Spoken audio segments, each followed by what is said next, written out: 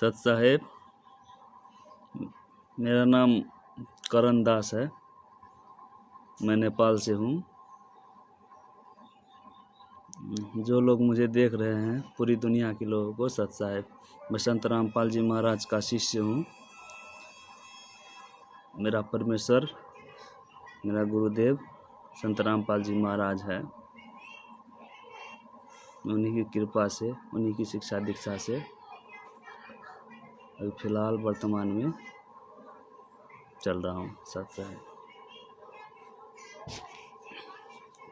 मेरे मन में कुछ बातें आई हैं।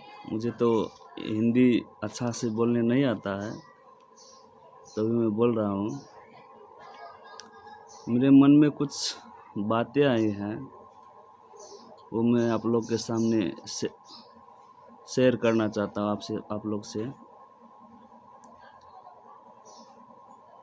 जैसे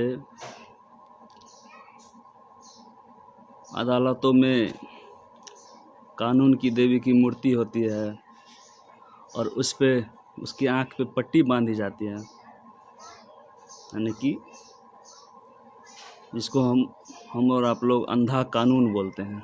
कानून अंधा होता है, लेकिन कानून को अंधा नहीं होना चाहिए। कानून को अंधा नहीं होना चाहिए। कानून को आम लोगों की तुलना अच्छी दृष्टि होनी चाहिए कानून की। जो आम लोग ना देख सके वो भी कानून को दिखना चाहिए। ये मालूम है आप लोग को, कानून को पट्टी कौन पहनाया है?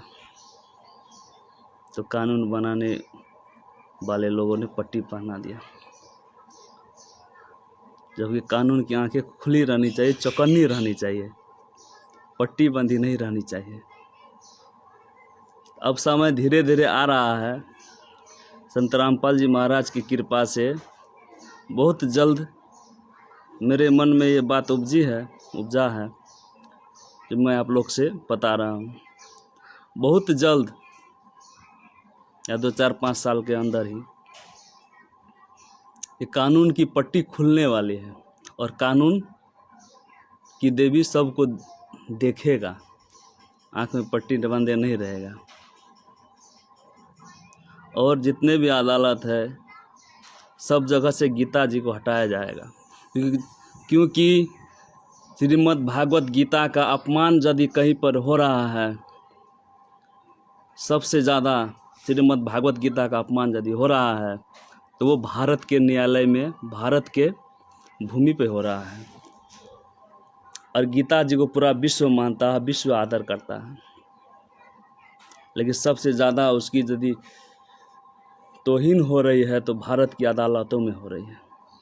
वहाँ पे नहीं होनी चाहिए थी। मैं भारत सरकार से अनुरोध करना चाहूँगा कि न्यायालय से श्रीमद् भागवत गीता जी को हटाना चाहिए वहाँ से। उस पे हाथ रख कर झूठी कसमें नहीं खिलाना चाहिए। दोनों को पाप लगता है, जो उस पे कसम खिलाता है और जो खाता है। और फिर बात तो न्याय तो वही होना है सबूत के आधार पे। तो झूठों से ड्रामा रचने का क्या फ़ायदा? उससे पाप लगता है। इसलिए कैसे पाप लगता है? अब जज अदालत में दोनों पक्षों को गीता जी पे हाथ रखकर कसम खिलाती है, जो भी कहूँगा सच कहूँगा, सच के अलावा कुछ नहीं कहूँगा। यदि गीता जी का कसम खिलाने से वो सच ही बोल रहा है तो उसको बात मान लेना चाहिए था जज को। फिर जज साहब फिर सबूत दिखाइए, ये दिखाइए, वो दिखाइए। दोषी है छूट जाता है, निर्दोष है जेल में पड़ा रहता है। 20 साल के बाद पता चलता है इसने तो कुछ किया ही नहीं था, निर्दोष था। फिर वो गीता जी में कसम खिलाने का ढोंग क्यों रचता है? इसलिए वो जज भी दोषी और जिसने ये बनाया वो भी दोषी। और जो भारत के पद पे बैठे हैं उच्च अधिकारी, जो कर सकते हैं, इसको हटा सकते हैं इस सिस्टम को, अगर वो नहीं हटाते वो भी दोषी है। श्रीमद् भागवत गीता कोई मामूली ग्रंथ नहीं है। उसमें परमात्मा का संदेश है, परमात्मा का बहुत गहरा ज्ञान है, उसमें बहुत पवित्र पुस्तक है। इसलिए मैं भारत सरकार से भी अनुरोध करना चाहूँगा, और कहीं भी और भी होता है, कहीं नेपाल में भी होता है, हमको पता नहीं है। अगर कहीं भी अदालत में श्रीमद् भागवत गीता या कोई भी पवित्र ग्रंथ हो, चाहे वेद हो, पुराण हो, या कुरान हो, या बाइबल हो, कोई भी आध्यात्मिक पुस्तक हो, उसको कोई भी अन्य अदालतों में उस पर झूठी कसम खिलाने का काम आधिकारिक रूप में सरकार ना करे, इसको रोके। मैं ये कहना चाहूँगा। सत साहिब।